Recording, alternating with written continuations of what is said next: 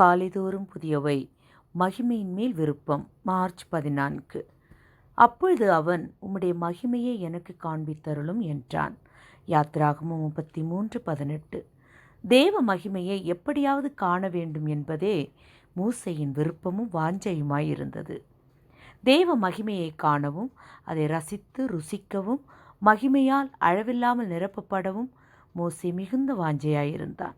நாம் எல்லாரும் கிறிஸ்தவர்களாயிருந்தாலும் ஒருவருக்கொருவர் வாஞ்சைகளில் வித்தியாசமுடையவர்களாய் இருக்கின்றோம்.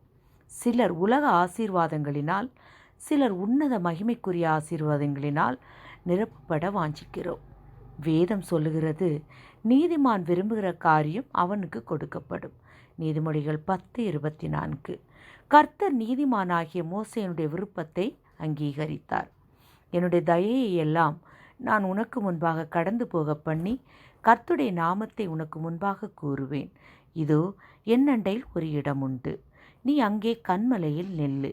என் மகிமை கடந்து போகும்போது நான் உன்னை அந்த கன்மலையின் வெடிப்பிலே வைத்து, நான் கடந்து போகும் மட்டும் என் கரத்தினால் உன்னை மூடுவேன் என்றார்.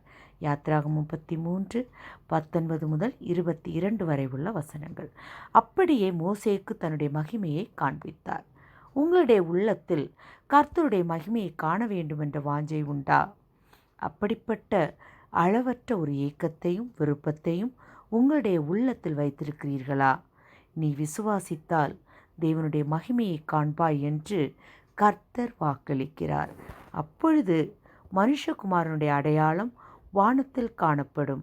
அப்பொழுது மனுஷகுமாரன் வல்லமையோடும் மிகுந்த மகிமையோடும் வானத்தின் மேகங்கள் மேல் வருகிறதை பூமியில் உள்ள சகல கோத்திரத்தாரும் கண்டு புலம்புவார்கள்.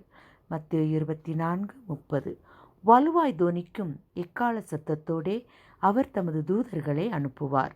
அவர்கள் அவரால் தெரிந்து கொள்ளப்பட்டவர்களை வானத்தின் ஒரு முனை முதற்கொண்டு மறுமுனை மட்டும் 4 திசைகளிலுமிருந்து கூட்டிச் சேர்ப்பார்கள்.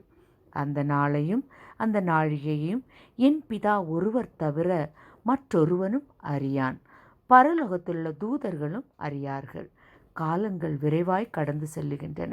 நாம் நம்முடைய அருமை ஆண்டவரின் வருகையிலே அவரை காண வாஞ்சையோடு காத்திருக்கிறோம். அவர் வரும்போது பிதாவின் மகிமை பொருந்தினவராய் வருவார். அவரை சந்திக்க ஆயத்தப்படுவோம்.